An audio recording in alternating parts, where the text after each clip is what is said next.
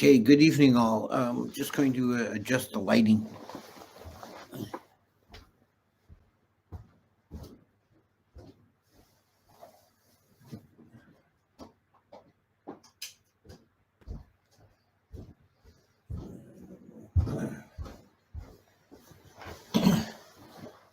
Yeah, it's a bit better. Okay, so we'll just get right into it. It's already 6 o'clock. Namo tassa bhagavato arahato sama sambuddhassa. Namo tassa bhagavato arahato sama sambuddhassa. Namo tassa bhagavato arahato sama sambuddhassa. So some time ago, there was a request that I do a series on the stages of insight, and I've decided to do that now. I don't know how many talks this is going to take. We're just going to go through it as we go through it. Basically, what I want to do is talk about the Vipassana meditation according to the Mahāsi Method, as it's called, which was incidentally my first introduction to Buddhist meditation was the Mahāsi Method. And I did that pretty much exclusively for the first several years. So I have some background in that practice. And today's talk, I just want to kind of set the stage and talk about things generally. And then what I'm going to do is go through Mahāsi Sayādaw's book, The Progress of Insight. So, going back to the first beginnings of this this scheme is we can find in the Relay Coach Sutta, Majjhima 24, the Ratta Winata Sutta, where Moggallana is in conversation with a monk called Mantani Putta, and they discuss 7 stages of spiritual development. Now this sutta, the actual Dhamma content in this sutta is very brief and concise, as we often find the case in the sutta.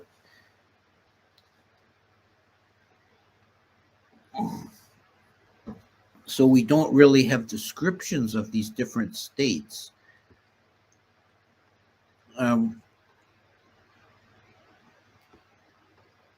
There are 7 purifications, as they're called, beginning with Sila Visuddhi, the purification of morality. Then Chitta Visuddhi, purification of mind. Citta Visuddhi, purification of view. Kanka Vitarana Visuddhi, purification by overcoming of doubt. Magga Jnana Dasana Visuddhi, purification by knowledge and vision of what is path and not path. Patipada Jnana Dasana Visuddhi, purification of knowledge and vision of the course of practice. And finally, purification of knowledge and vision, Jnana Dasana Visuddhi. And the analogy given is in the sutta is with relay coaches, which is a way in ancient times a message could be passed very quickly from one center to another, and was used by kings and also diplomats, merchants, and so on. If they wanted to send a message quickly, relay coaches stations would be established along the route, And you could drive the horses very quickly and just change horses at each station and keep going without exhausting your horses. And the point made in the sutta is that each of these purifications is not the goal of the path. The goal of the path is given at the end as being a realization of nibbana.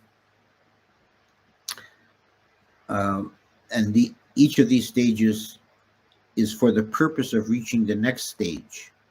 So purification of sila, of ethics, is for the purpose of purification of mind, and so on. So one leads to another, one sets the basis for the next.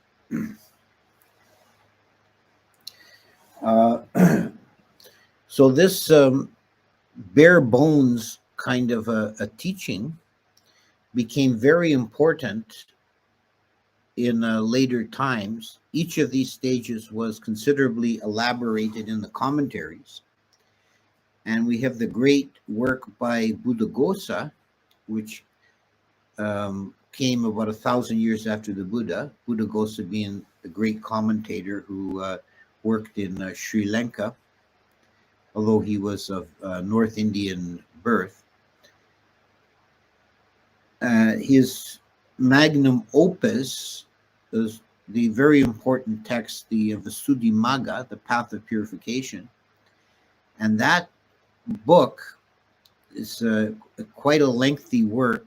In English translation, it runs to something like 800 pages. And it has a very high reputation in Theravada countries.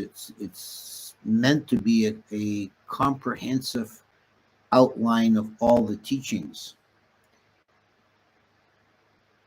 And the whole work, from the beginning to the end, is structured around these 7 purifications. Each section of the book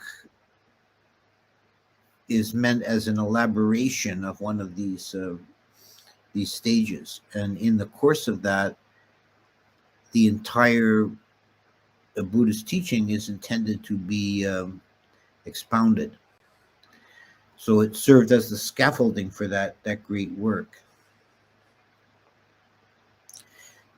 Then we have the next stage I want in the development of this set of teachings that I want to discuss is the work of Mahāsi Sayādaw. Mahāsi Sayādaw is a very important Burmese bhikkhu who lives from 1984 to 1904, from 1904 to 1982, and became very well known. He's known under the name Mahāsi Sayādaw. This is the Burmese naming convention for senior monks. Is that the word Sayadaw is a title, an honorific. Like in Thai tradition, I have the honorific Ajahn. So Ajahn Punnadhammo. In Burma it would be Sayadaw. And the name Mahāsi is not a personal name. It refers to the township in which his monastery was established. So it means he was the Mahāsi Sayādaw, or the Sayadaw of Mahāsi Township. But that's the name he's known by. And now, when he was a young monk, he learned this method of meditation from a monk called U Narada, and developed it and formalized it, and became the principal teacher of this method, popularizing it not only in Burma but around the world. Mahāsi Sayadaw did some considerable travel outside of Burma in his later years, including into Western countries. And Mahāsi centers, or meditation centers that taught his method, have been established in many countries.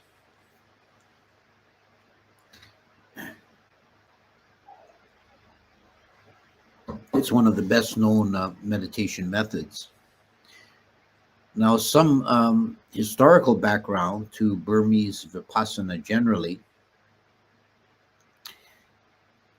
Although you'll sometimes hear claims that these various methods, like Mahāsi Method or the Goenka Method, originate from the Buddha, this is only true in a very indirect sense. The formal methods really only date back probably to the 18th century, and there was a historical circumstance that allowed them to arise. Burma in the early modern period, the Sangha was organized very tightly, and any monks that were teaching anything other than the really mainstream, narrowly defined teachings that were approved by the High Sangha Council were reprimanded and silenced. So there was no chance of developing new methods of meditation in that system. But then there occurred the wars with the British Empire, and Britain conquered Burma in stages. And there was a long period when Britain held territory in the southwest, adjacent to their holdings in India, and the rest of Burma remained independent. And during that period, the monks who were in the British zone were no longer under the effective control of the Sangha Council in Rangoon, and they could basically do what they want, and they experimented with different meditation methods and so on. And the Vipassana movement began at that time.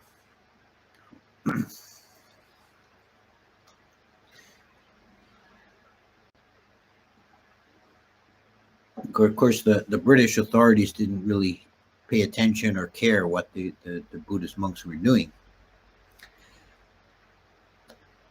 So this was the beginning of the Vipassana movement, which included many different strands, many different kinds of teachings.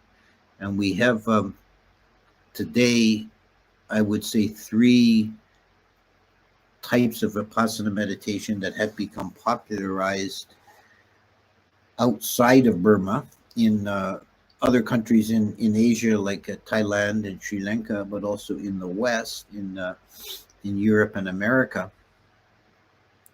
And these are the Mahāsi Method, which I'm going to focus on, and also the Goenka Method and the Uba Kin Method, which is the most recent to come out of Burma. These are, and there are others, but they're not as well known.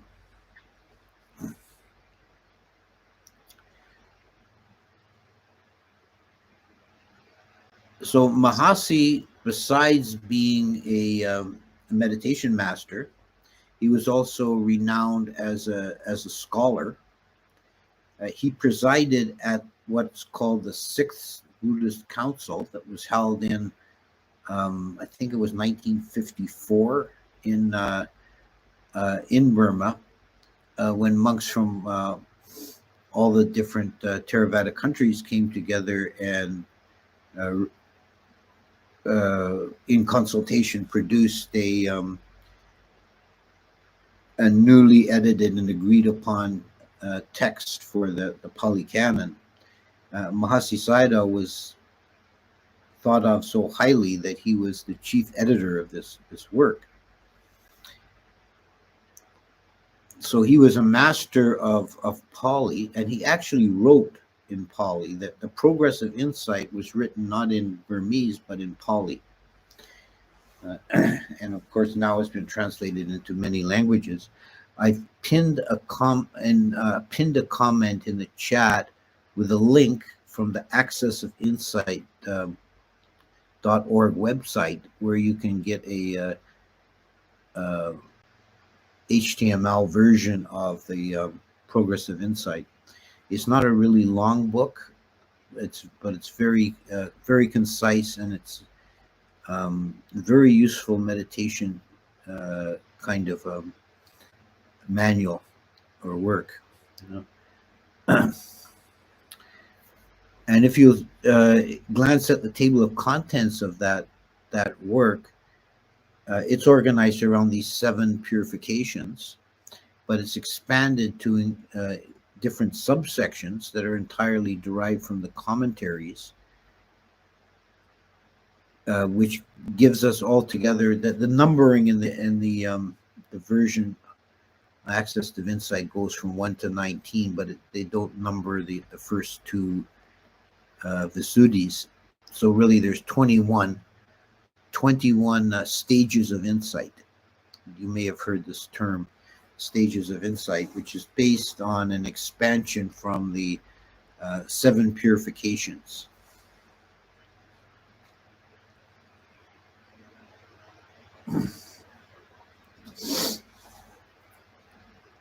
An important general comment I'd like to make at the outset is about Vipassana. I always like to say, when I'm giving teachings and talking about Vipassana meditation, I think this point is important. I like to make this initially, that it's incorrect really to say that Vipassana is a meditation. I think Vipassana is more usefully thought of as a state of mind, or a way of approaching the contents of mind. And the various meditations are methods for accessing that state of mind. So there's no one Vipassana method that is singular. There are skillful means that have been developed by very wise meditation masters that will allow a person to access this state of mind of Vipassana, which Vipassana really means clear seeing. Insight is how it's usually translated. That's not bad. A literal translation would be clear seeing. So the idea of Vipassana is that one is fully conscious of the objects of consciousness as they arise. In each moment of existence, whether we're meditating or not, what is happening is that there's an object of consciousness, a Dhamma, and there's the mind, the Chitta, arising to that object. And this is a continual process. And there follows from this taking of an object, in the normal course of events, there follows from the taking of an object, there follows Vedana, or feeling. You would feel it to be pleasant. There follows desire, craving. This is a dependent origination. Now, what we're trying to do with Vipassana is to make the process entirely conscious, so that we're completely awake and aware of each object that passes through the screen of consciousness. And the training, as we progress in the path, the training is to be less and less reactive to the objects. So each object is seen just in its own nature, just as it is, without desire or fear. This is just an object of consciousness I'm aware of.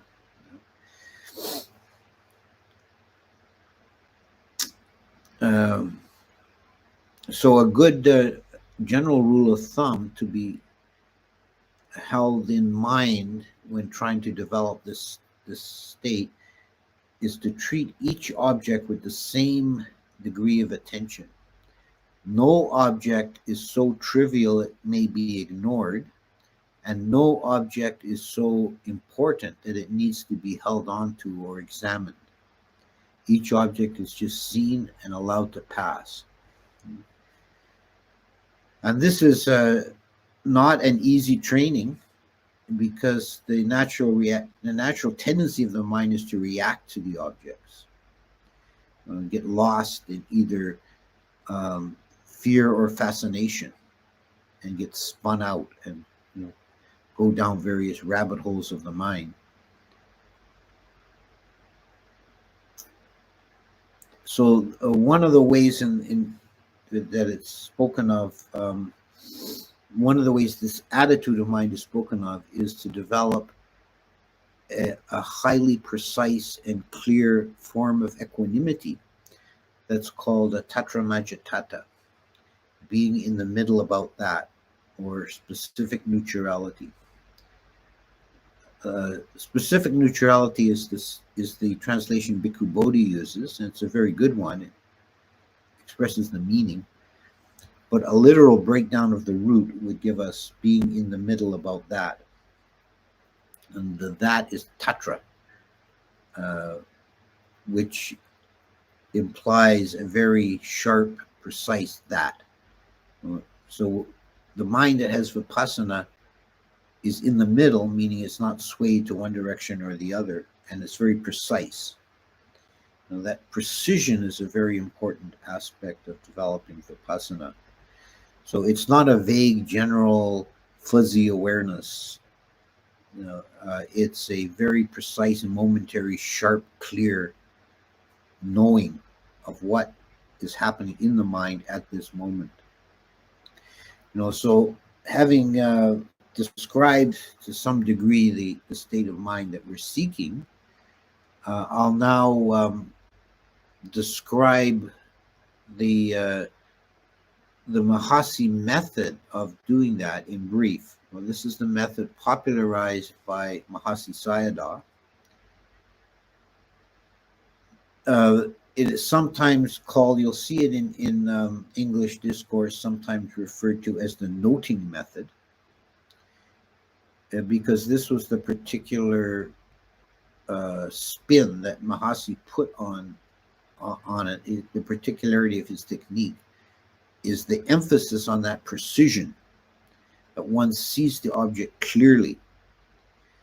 And this is done by noting the object. So at each moment, an object is being presented to consciousness, and the meditator is training him or herself to take the object clearly in the moment and not be vague about it by giving it a label. And this is the noting. So a very quick, brief, subliminal note is applied to the object. So objects can be internal or external. So we have, remembering, daydreaming, hearing, smelling, moving. Whatever the object of consciousness is, then one gives this brief label. This is the core of the Mahāsi method.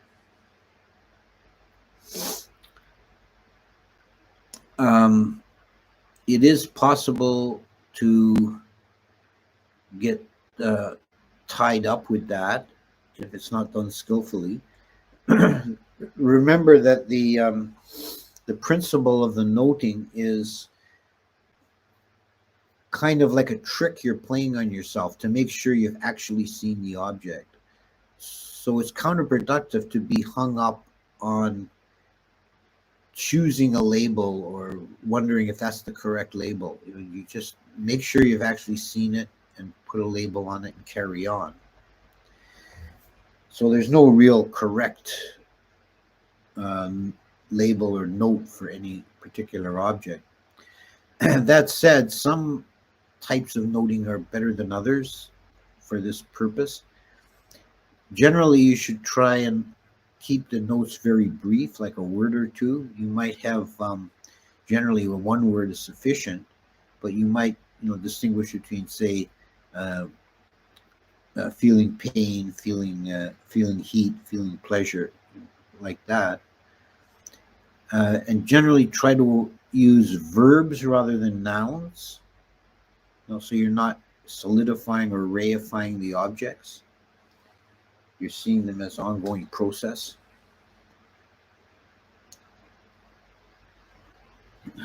As you get skillful with this, more familiar with it, you can begin to use the objects, or use the labels to try and break down persistent habits of mind, like distinguishing between different types of thought.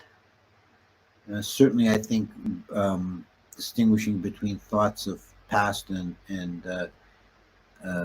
thoughts of future, thoughts of imagination are all useful. So remembering, speculating, hoping, daydreaming, these are more precise and more useful than just calling them all thinking.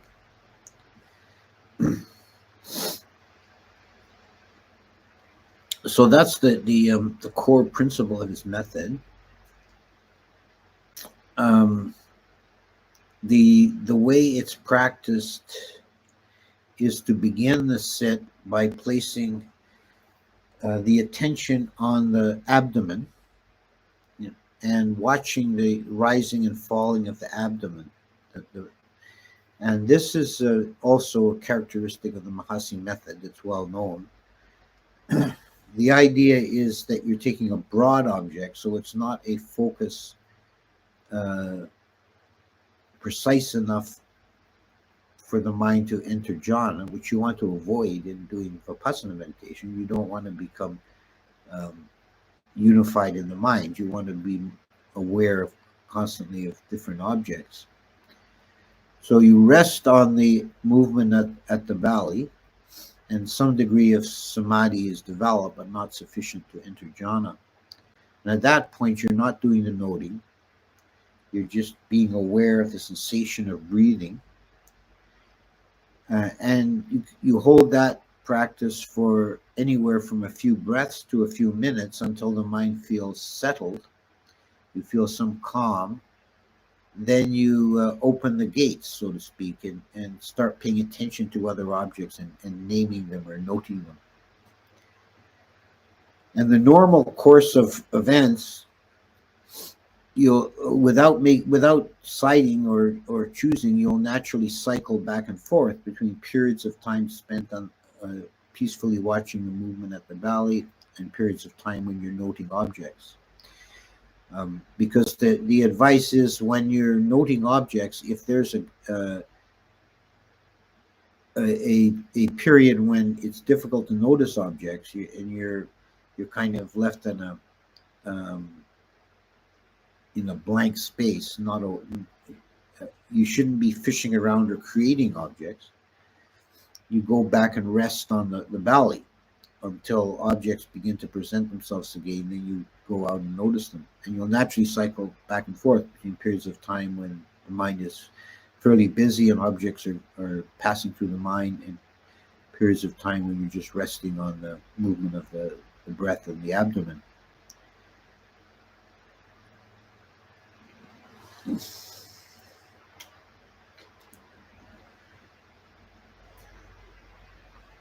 So that's the general instruction for sitting meditation, and that's alternated with walking meditation.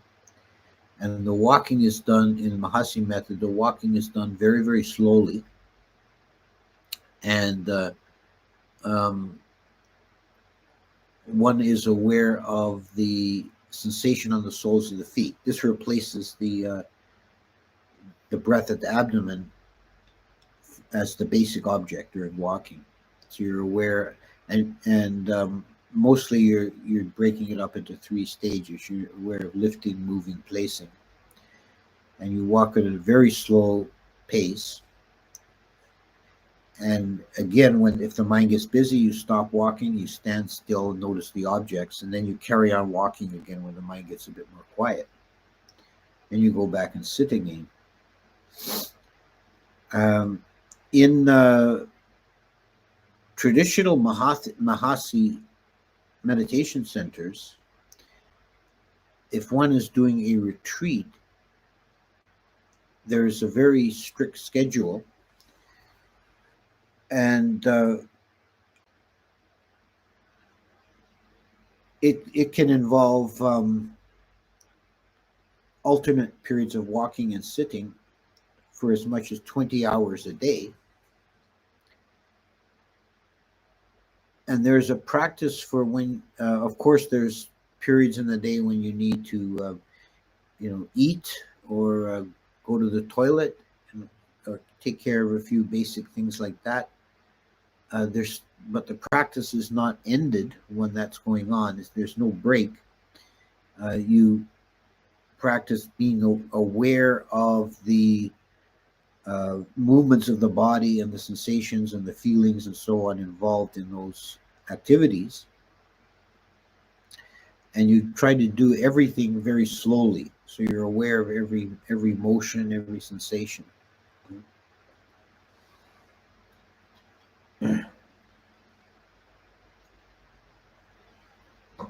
Now, this is not an easy practice. It can be very difficult. And generally, it becomes somewhat easier if you begin with some tranquility work, some samatha meditation, before you undertake an extended period of vipassana. That sort of eases the process.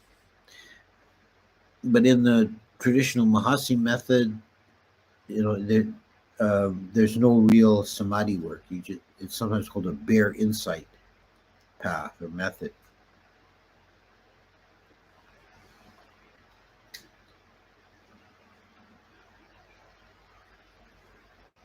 So that's a brief description of the Mahāsi method. I think I've covered the main points. I'm going to give a skeletal introduction.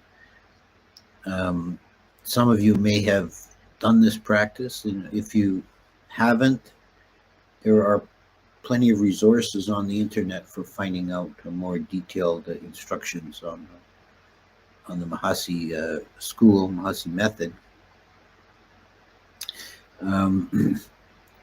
And pretty well covered what I wanted to in this lecture. I'm just going to finish by looking ahead a little bit to what's coming in the next several lectures. I'm going to structure this around that work, Progress of Insight, which is of numerous books that Mahāsi Sayādaw wrote. This one is probably the most well-known, and probably the best sort of overall summary of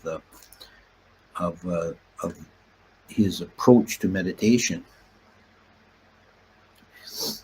He wrote extensively, actually.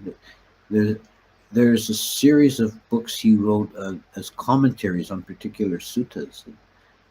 They're very hard to find, those books, but I don't think they've been distributed very widely, but they're quite interesting. So I think that's all I want to say for this week, and we'll dive into the heart of the matter next week, and we'll see if there's any. I'll stay on now, and hopefully the internet is kinder to us this week than it has been lately, and I'll see if there's anything in the questions that I can deal with. And so if you have questions, type them into the chat. Has a biography of Mahāsi Sayādaw been published? I think there has. It's not coming to mind right now. I think I remember seeing a biography of him. But you can just do an internet search for that.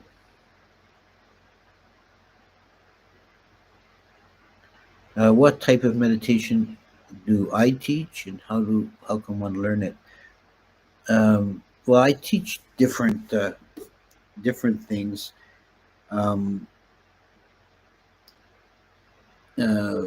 Mostly I focus on insight meditation based on Mahāsi and Anapanasati. Do Dewas have electronics in their realm? I kind of think that's unlikely, but who knows? I don't see why they would really want it or need it. Does the Mahāsi method fall within the steps of Sila Samadhi Panya? Yes, it very definitely does, and we'll see that when we go through the seven Visuddhis, because the first two are Sila and Samadhi, and then the other five are Panya.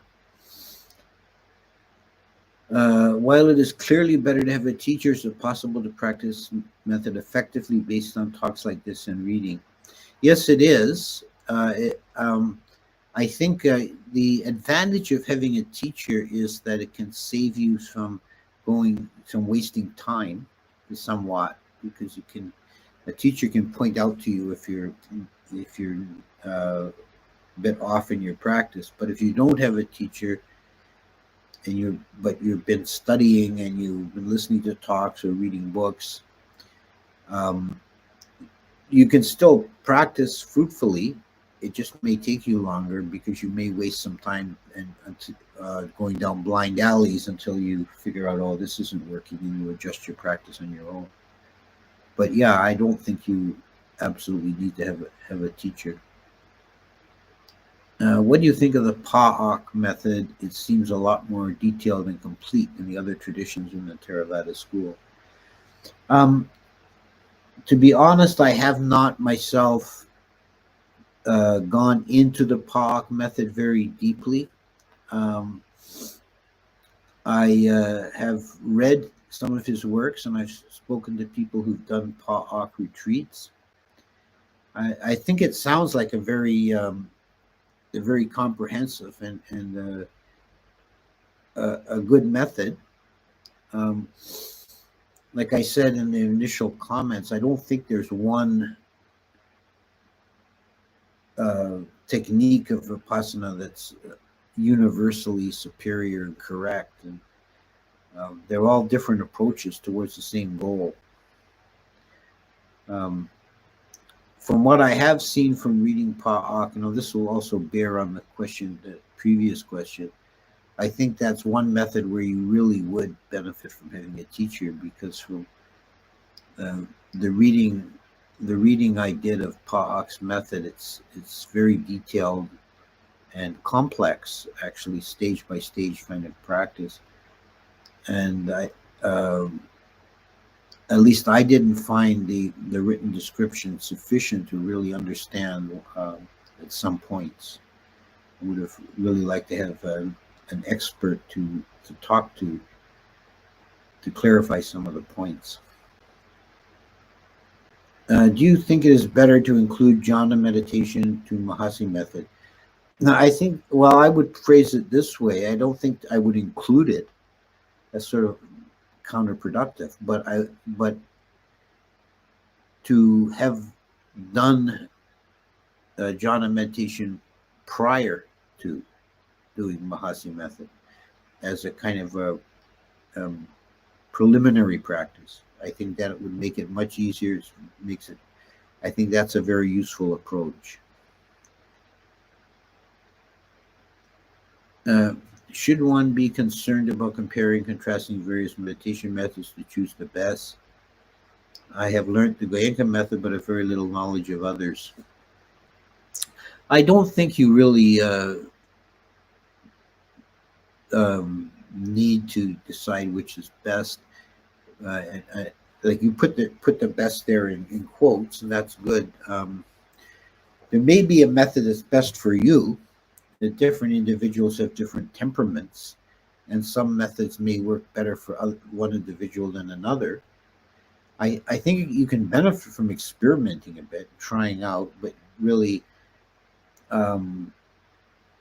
you'll make more progress if you decide on one method and stick with it, other than switching back and forth all the time.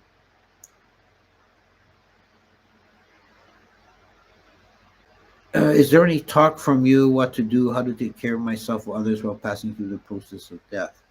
No, I don't think I've done that. You could find a lot from other people. could you summarize the difference between Mahāsi and Goenka method? Well, the Goenka method, as I understand it, is quite different in the technique, and it's based on scanning the body and paying attention to sensations in the body. So it's a bit more, I would say, directed than the Mahāsi method, because you're kind of choosing a class of objects to look at, whereas one of the essence of the Mahāsi method is you don't manipulate the stream of objects. You step back from it and watch it, and you're not favoring your attention to physical sensations over mental states and so on, but paying attention to everything with the same degree. Sometimes I feel tired from daily life, and jhana meditation seems more restorative to the mind than attempting to practice insight. Should I just push through the tiredness and keep noting phenomena? No, I think you're generally better to stick with the jhana meditation. The advice I give people, if they sometimes people ask me about what they should do for a daily practice, and I think it depends a lot on your life situation. But if you are in a situation in your life where you're quite busy, or if it's stressful and you have limited time to meditate, I think you get a lot more benefit from doing samadhi work, because the insight meditation can take some time to really show any results.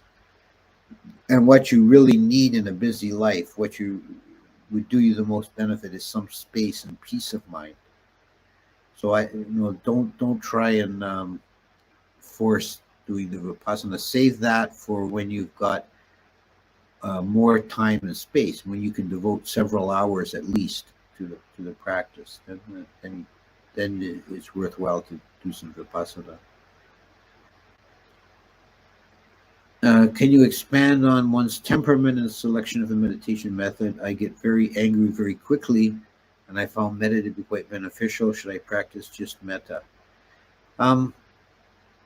Yeah, well, you're wise to take a metta if you have a problem with anger. That's the recommended antidote. But I would generally say not to limit yourself to one of these secondary meditations only. You should know that metta meditation, well, has many benefits. It won't by itself take you to enlightenment.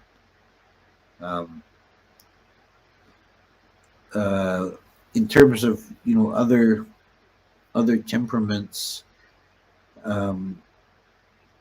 the greedy or sensual person should is recommended to do meditations on the body. And those are the two kind of polar opposites: the angry type and the sensual type. There's also the deluded type, who needs to develop more clarity of mind, so they need to do more study and clarify their thinking.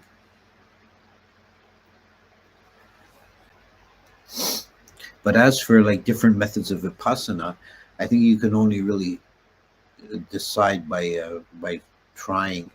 See if you try to do one of these methods of Vipassana and you just don't seem to make any headway, it seems too difficult, it may be that's not the method for you. Is enlightenment possible in one lifetime? Yes and no. There's always the last lifetime. You don't know what you've done in previous lifetimes. You might have done an incredible amount of work in previous lifetimes, and you don't need much effort in this life. So that's really an unanswerable question. Okay, you're very welcome. Okay, so we're kind of winding down, it looks like. Would it be Generally speaking, would it be more accurate to say that one should spend more time on practice than study? Yes, I think so. Um, One of my teachers used to say that there were two periods of when study is most useful, or should be the primary uh, you know attention. More attention should be paid to study.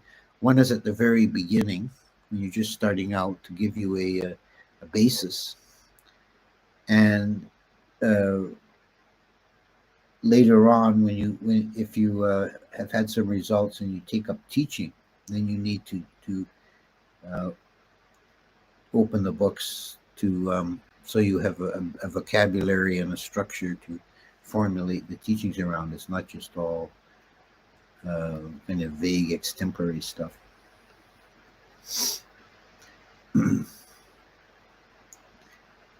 Okay, so I'll stop there for now. I think that was sufficient for today for laying the groundwork, and we'll begin next week working through the text. And uh, I have put up a pinned comment with a link for an electronic version of Mahāsi's Progress of Insight.